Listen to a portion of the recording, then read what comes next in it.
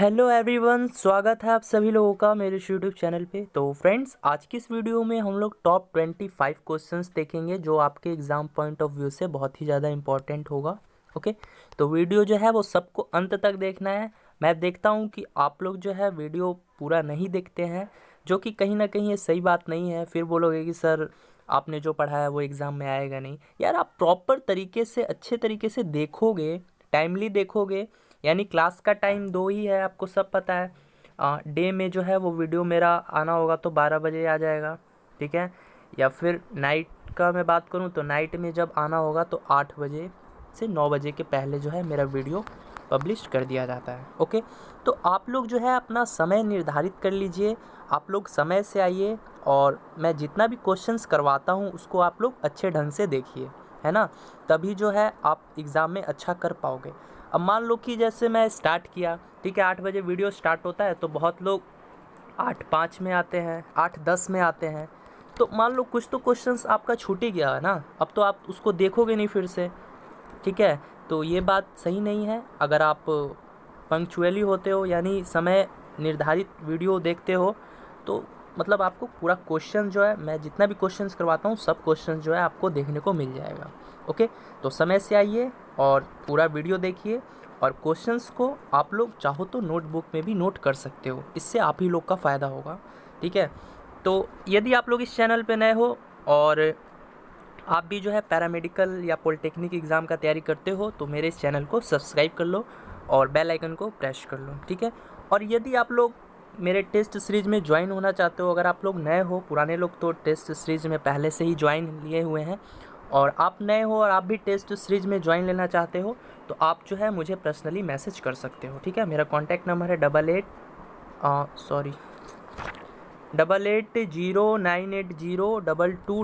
ठीक है। आप लोग मुझे इस पर पर्सनली मैसेज भी कर सकते हो, ठीक है। मैं आपको जो है ग्रुप में ऐड कर दूंगा, ठीक है। फिर से मैं बता देता हूँ, 8809802288, ठीक है। तो चलिए वीडियो जो है स्टार्ट करते हैं। पहला क्वेश्चन है, फ्लेमिंग के बाम हस्त नियम के बीच वाली उंगली क्या दिखाती है? क्या दिखाती है बताओ? धारा की दिशा, या चुंबकीय क्षेत्र की दिशा, या बल की दिशा, या इनमें से कोई नहीं? तो सब कोई आंसर करे, बहुत ही सिंपल क्वेश्चन है। फ्लेमिंग के बाम हस्त नियम की बीच वाली उंगली जो है वो क्या दिखाती है? तो जल्दी बताओ, सब कोई बताओ। वेरी गुड, इसका जो राइट आंसर होगा वो क्या होगा गाइज? धारा की दिशा, यानी ऑप्शन ए जो है वो आपका राइट आंसर हो जाएगा, ठीक है। तो चलिए अब देखते हैं नेक्स्ट क्वेश्चन। नेक्स्ट क्वेश्चन है, हीटर के ऊपर की हवा किस विधि द्वारा गर्म होती है या गर्म की जाती है? तो हीटर के ऊपर की जो हवा है वो गर्म हो जाती है, किस विधि द्वारा गर्म हो जाती है, यही हमको बताना है। तो पहला ऑप्शन है चालन, दूसरा ऑप्शन है संचालन, तीसरा ऑप्शन है संवहन, चौथा है विकिरण। तो जल्दी से राइट आंसर दो, सबको ही राइट आंसर दो।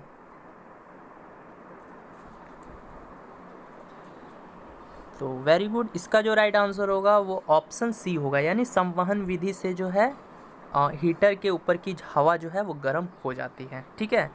और एक क्वेश्चन और पूछ लेता है इसमें, हीटर के तार जो है, हीटर की जो तार है वो किस से बनी होती है? तो बताओ, हीटर की तार जो है वो किस चीज़ से बनी होती है? किस चीज़ से बनी होती है?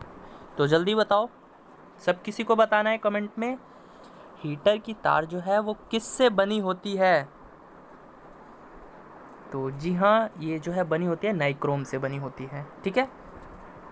हीटर की तार जो है नाइक्रोम से बनी होती है। देख लेते हैं नेक्स्ट क्वेश्चन। नेक्स्ट क्वेश्चन है गाइज, विद्युत बल्ब का तंतु किस धातु का बना होता है? देखो, बहुत ही सिंपल क्वेश्चन है और इजी क्वेश्चन है।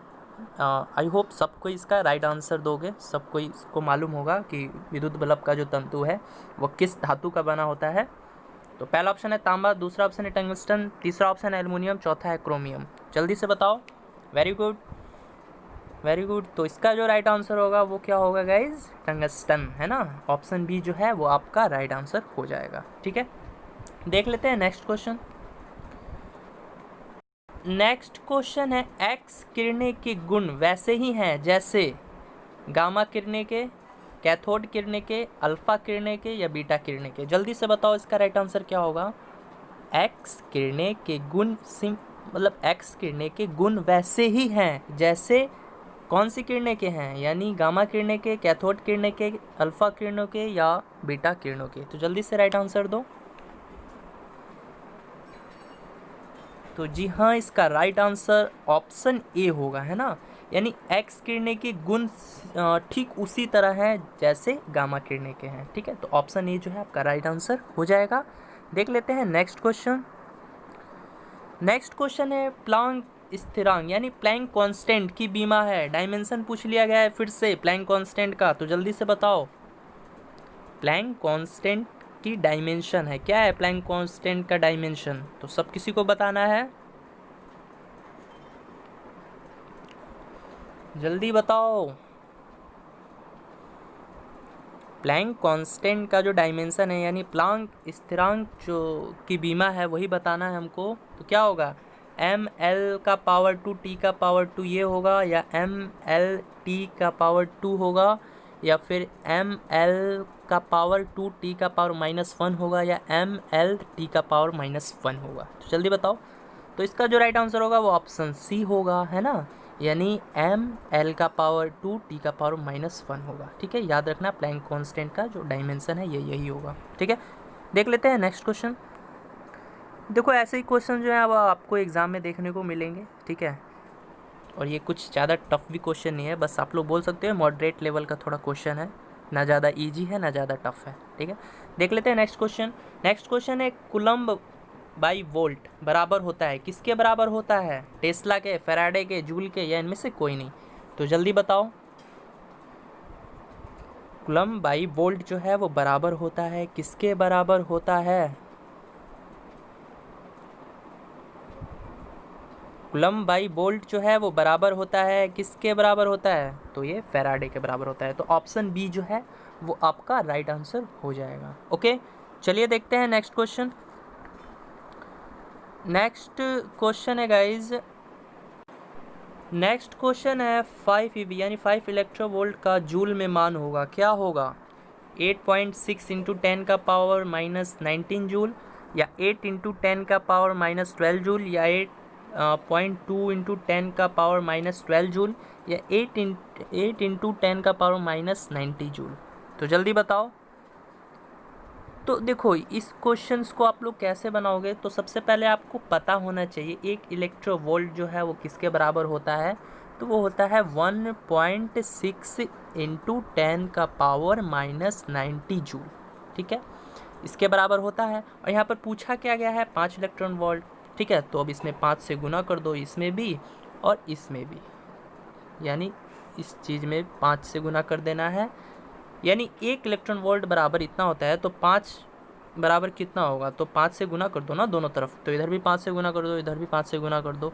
अब जब आप इधर गुना करोगे तो ये कितना आ जाएगा, ये आ जाएगा 8 इंटू 10 का पावर -19 जूल, ठीक है। तो ये कहाँ दिया है ऑप्शन में, हाँ तो ये ऑप्शन हो जाएगा जी आपका ऑप्शन डी, है ना। यानी 8 इंटू 10 का पावर -90 जूल हो जाएगा, ठीक है। देख लेते हैं नेक्स्ट क्वेश्चन। नेक्स्ट क्वेश्चन है पानी के क्वथनांक में वृद्धि होने से भाप की गुप्त ऊष्मा क्या होती है, बढ़ती है, कम हो जाती है, परिवर्तित नहीं होती, या इनमें से कोई नहीं? तो जल्दी बताओ। पानी के क्वथनांक में वृद्धि होने से भाप की गुप्त ऊष्मा क्या होती है? तो जी हाँ, इसका राइट आंसर क्या हो जाएगा, ऑप्शन बी, यानी कम हो जाती है, ठीक है। यानी पानी के क्वथनांक में जब आप वृद्धि करोगे तो उससे जो भाप की गुप्त ऊष्मा है वो कम हो जाती है, ठीक है।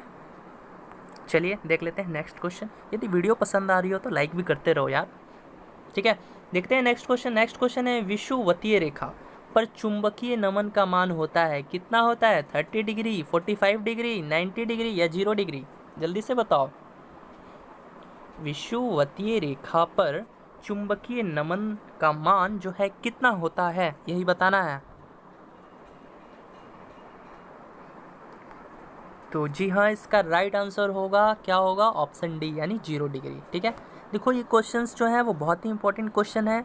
अगर जिनको प्रॉब्लम हो रहा हो तो वो नोट भी करते रहो, आपके लिए बहुत ही ज़्यादा बेनिफिशियल रहेगा। ठीक है, चलिए देख लेते हैं नेक्स्ट क्वेश्चन। नेक्स्ट क्वेश्चन है, बीटा किरणें चलने वाले क्या है? न्यूट्रॉन है, इलेक्ट्रॉन है, प्रोटॉन है, या इनमें से कोई नहीं। यानी बीटा किरणें चलने वाले क्या होते हैं? न्यूट्रॉन होते हैं, या इलेक्ट्रॉन है, या प्रोटॉन है, इनमें से कोई नहीं। जल्दी से बताओ।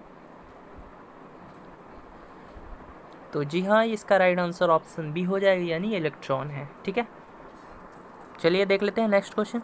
नेक्स्ट क्वेश्चन है, ध्वनि की तीव्रता होती है, बताओ किस में होती है? आयाम के समानुपाती में, या आयाम से स्वतंत्र में, या आयाम के वर्ग के व्युत्क्रमानुपाती, यानी इन्वर्सली प्रोपोर्शनल होता है। ठीक है, आयाम के वर्ग के व्युत्क्रमानुपाती होती है, या आयाम के वर्ग के समानुपाती होती है। जल्दी बताओ, बताओ क्या होगा इसका राइट आंसर? आयाम के समानुपाती, आयाम से स्वतंत्र, या आयाम के वर्ग के व्युत्क्रमानुपाती, या आयाम के वर्ग के समानुपाती। तो इसका जो राइट आंसर होगा वो होगा आयाम के वर्ग के समानुपाती होती है। कौन? ध्वनि की तीव्रता। ठीक है, हमेशा याद रखना। चलिए अब देख लेते हैं नेक्स्ट क्वेश्चन। देखिए ये सब जो क्वेश्चन है ये थ्योरेटिकल बेस्ड क्वेश्चन है। जब आप लोग डीप से पढ़ोगे, साइंस अगर आप लोगों ने डीप से पढ़ा होगा, यानी डीपली पढ़ा होगा, तो आप लोग इसका आंसर जो है इजीली टिक कर दोगे।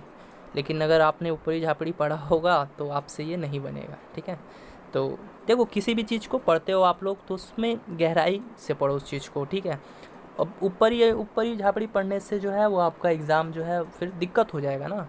वो तो लक का बात हो गया, अगर क्वेश्चन आ गया तो ठीक है, अगर थ्योरी बेस्ड क्वेश्चन पूछ लिया बस फिर तो आप बैठ जाओगे, एक भी क्वेश्चन जो है आपसे हल नहीं होगा। तो किसी भी चीज़ को पढ़ते हो तो उसमें डीप जाने का कोशिश करो। ठीक है, चलिए देखते हैं नेक्स्ट क्वेश्चन। नेक्स्ट क्वेश्चन है, लिफ्ट में एक मनुष्य का आभासी भार उसके वास्तविक भार से कम होगा, जबकि लिफ्ट जो है ऊपर की ओर त्वरण से जा रही है, या नीचे की ओर त्वरण से जा रही है, या ऊपर की ओर समान चाल से जा रही है, या नीचे की ओर समान चाल से जा रही है। तो सबको पता है कि एक मनुष्य है उसका आभासी भार जो है उसके वास्तविक भार से कम होता है। कब होता है? जब जो है लिफ्ट जो है कहाँ की ओर त्वरित करती है, बताओ। यानी ऊपर की ओर त्वरण से जा रही है ना, या नीचे की ओर त्वरण से जा रही है, या ऊपर की ओर समान चाल से जा रही है, या नीचे की ओर समान चाल से जा रही है। तो जल्दी से राइट आंसर दो इसका। तो इसका जो राइट आंसर होगा वो होगा बी, है ना। यानी नीचे की ओर जब त्वरण से जा रही है तब एक मनुष्य का जो आभासी भार है उसके वास्तविक भार से कम होता है। ठीक है, तो आप लोग जो है इसको नोट कर लेना। लिफ्ट के बारे में ये क्वेश्चन पूछ लिया जाता है। ठीक है, कि मनुष्य का जो है आभासी भार उसके वास्तविक भार से कब कम होगा? जब जो है लिफ्ट जो है नीचे की ओर त्वरण से जा रही है, तब जो है उसका आभासी भार जो है उसके वास्तविक भार से कम होता है। ठीक है, चलिए देख लेते हैं नेक्स्ट क्वेश्चन। नेक्स्ट क्वेश्चन है, पृथ्वी के चुंबकीय ध्रुवों पर नीति कोण यानी डीप एंगल का मान क्या होता है? बताओ, 0 डिग्री होगा, 45 डिग्री होगा, 180 डिग्री होगा, या 90 डिग्री होगा? तो डीप एंगल का मान पूछा गया है पृथ्वी के चुंबकों ध्रुवों पर। तो जल्दी बताओ इसका राइट आंसर क्या होगा, जल्दी बताओ। तो जी हाँ, इसका राइट आंसर हो जाएगा ऑप्शन डी, यानी 90 डिग्री जो है वो आपका करेक्ट होगा, है ना। यानी पृथ्वी के चुंबकीय ध्रुवों पर जो डीप एंगल का वैल्यू होता है वो कितना होता है? 90 डिग्री होता है। ठीक है, देख लेते हैं नेक्स्ट क्वेश्चन।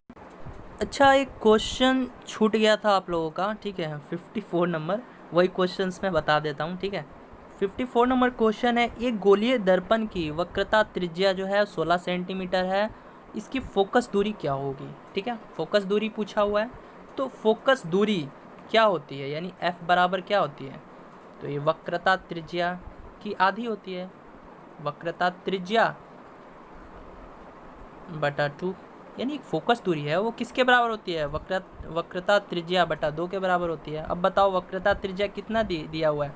16 दिया हुआ है, यानी 16/2 कर देंगे तो हमारा जो फोकस दूरी है वो 8 सेंटीमीटर नहीं आ जाएगी। सिंपल क्वेश्चन है। ठीक है, तो 8 सेंटीमीटर जो है वो आपका आंसर हो जाएगा। देख लेते हैं अब नेक्स्ट क्वेश्चन। नेक्स्ट क्वेश्चन है प्रकृति में हैलोजन पाया जाता है किस अवस्था में पाया जाता है? द्रव रूप में या द्रव्य रूप में, यौगिक रूप में या मिश्रण रूप में? यानी पहला ऑप्शन है द्रव रूप में, द्रव्य रूप में, यौगिक रूप में या मिश्रण रूप में। तो जल्दी से बताओ, प्रकृति में हैलोजन पाया जाता है किस रूप में पाया जाता है, यही बताना है आप लोगों को। तो जल्दी से राइट आंसर करो। तो जी हाँ, इसका राइट आंसर हो जाएगा ऑप्शन सी, यानी यौगिक रूप में पाया जाता है। ठीक है, प्राकृतिक में हैलोजन। ठीक है, देख लेते हैं नेक्स्ट क्वेश्चन। नेक्स्ट क्वेश्चन है बर्नौली का प्रमेय किस संरक्षण सिद्धांत पर आधारित है? बताओ, बर्नौली का प्रमेय है वो किस संरक्षण सिद्धांत पर आधारित है? सब किसी को बताना है। तो संवेग, द्रव्यमान या दोनों या ऊर्जा? तो किस संरक्षण सिद्धांत पर आधारित है बर्नौली का प्रमेय? जल्दी से बताओ। तो जी, इसका राइट आंसर हो जाएगा ऑप्शन डी, यानी ये ऊर्जा है ना, ऊर्जा संरक्षण सिद्धांत पर आधारित है। कौन सा? बर्नौली का प्रमेय। ठीक है, देख लेते हैं नेक्स्ट क्वेश्चन। नेक्स्ट क्वेश्चन है हीरा का क्रांतिक कोण जो है यानी क्रिटिकल एंगल कितना होता है, यही बताना है। तो बताओ कितना होता है हीरा का क्रिटिकल एंगल कितना होता है? सबको आंसर दो। हीरा का क्रांतिक कोण जो है वो कितना होता है, बताना है, जल्दी से बताओ। तो 48.9 डिग्री या 24.4 डिग्री या 27.3 डिग्री या 41.74 डिग्री होता है। कितना होता है? तो इसका जो राइट आंसर होगा, वेरी गुड, ऑप्शन बी होगा, है ना। ऑप्शन बी जो है इसका राइट आंसर हो जाएगा। ठीक है, हीरा का जो क्रांतिक कोण जो है वो 24.4 डिग्री होता है। ठीक है, देख लेते हैं नेक्स्ट क्वेश्चन। नेक्स्ट क्वेश्चन है आइंस्टीन के सूत्र E बराबर mc² में c क्या है? बताओ, c जो है वो मेरा क्या है, यही बताना है। आइंस्टीन के सूत्र, यानी आइंस्टीन जी का एक फेमस सूत्र है E बराबर mc²। ठीक है, सबको मालूम है। तो इसमें जो c है वो क्या है? क्या वस्तु का वेग है, या क्रांतिक कोण है, या वस्तु का तापमान है, या प्रकाश का वेग है? तो सब कोई बताओ, जल्दी बताओ। तो वेरी गुड, इसका जो राइट आंसर होगा ऑप्शन डी होगा, यानी सी जो है वो हमारा प्रकाश का वेग है। ठीक है, देख लेते हैं नेक्स्ट क्वेश्चन। नेक्स्ट क्वेश्चन है रदरफोर्ड ने भौतिकी के किस मूल कण की खोज की थी?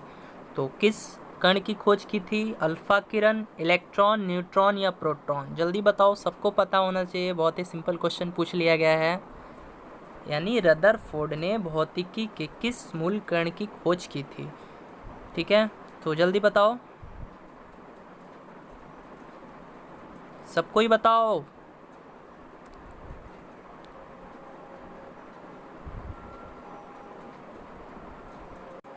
तो जी हाँ, इसका राइट आंसर क्या हो जाएगा? Option D, very good.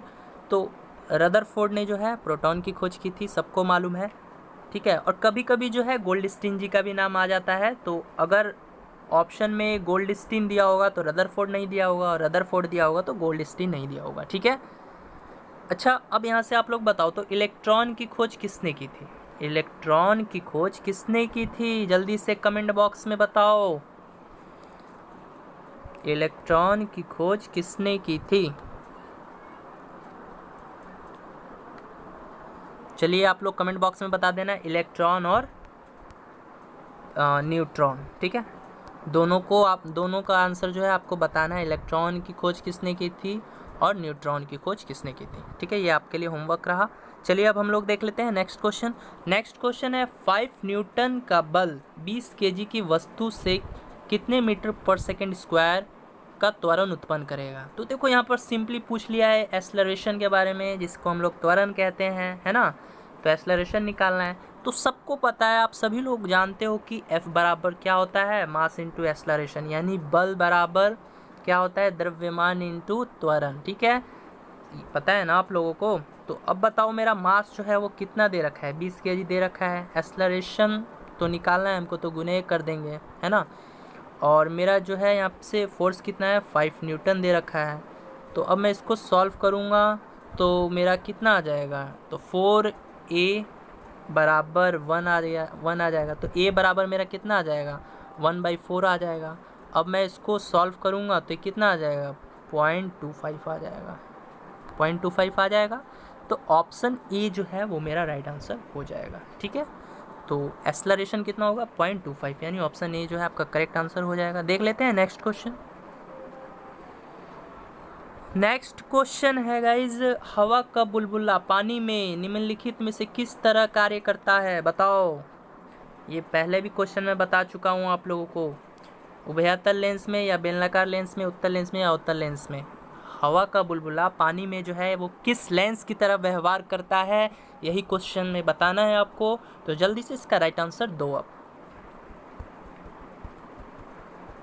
तो वेरी गुड, इसका जो राइट आंसर होगा वो ऑप्शन डी होगा, यानी अवतल लेंस, यानी हवा का बुलबुला पानी में अवतल लेंस की भांति कार्य करता है ना।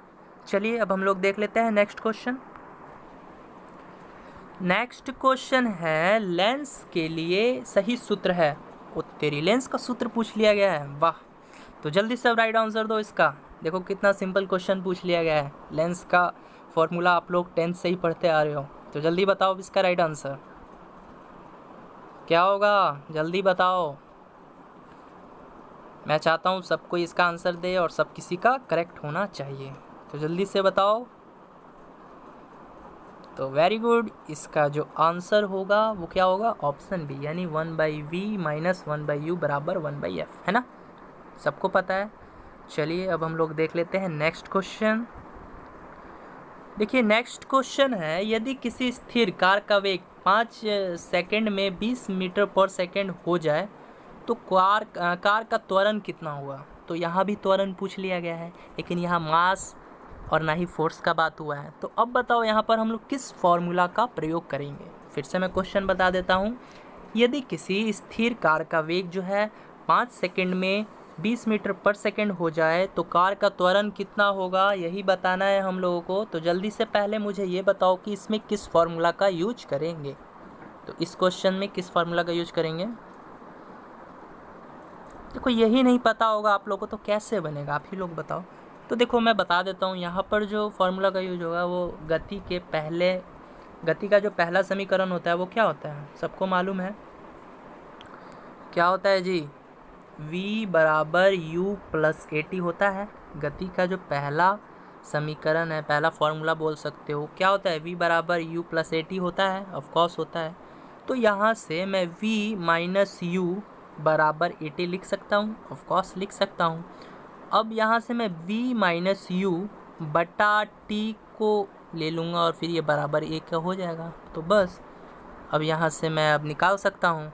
तो अब चलिए निकालते हैं। तो क्या फार्मूला हो जाएगा, a बराबर v माइनस u बटा टी, ठीक है।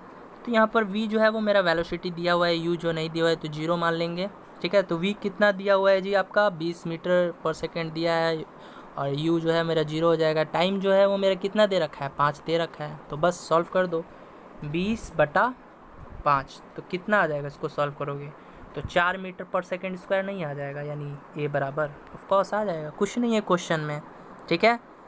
तो चलिए अब हम लोग देख लेते हैं नेक्स्ट क्वेश्चन। नेक्स्ट क्वेश्चन है, प्रकाश कौन सा तरंग है, बताओ। अनुदैर्घ्य तरंग है, अनुप्रस्थ तरंग है, विद्युत चुंबकीय तरंग है, या अनुप्रस्थ एवं विद्युत चुंबकीय तरंग है, जल्दी बताओ। बहुत ही सिंपल क्वेश्चन है, सब किसी का सही होना चाहिए ये क्वेश्चन।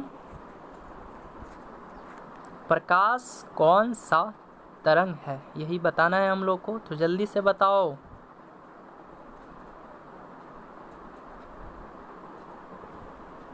प्रकाश कौन सा तरंग है। तो गाइज इसका जो राइट आंसर होगा वो ऑप्शन डी होगा, यानी अनुप्रस्थ एवं विद्युत चुंबकीय तरंग, ठीक है। तो इसको आप लोग जो है नोट कर लेना। अब हम लोग देखते हैं लास्ट क्वेश्चन इस वीडियो का। तो आई होप लास्ट क्वेश्चन सबको सही बताना है, ठीक है। तो चलिए सबको सही बताओगे, मुझे इसका उम्मीद है। देखते क्वेश्चन है, ऐसे बल जो पृथ्वी के केंद्र की ओर लगते हो उसको क्या कहते हैं, वो यानी वो कौन से बल कहलाते हैं।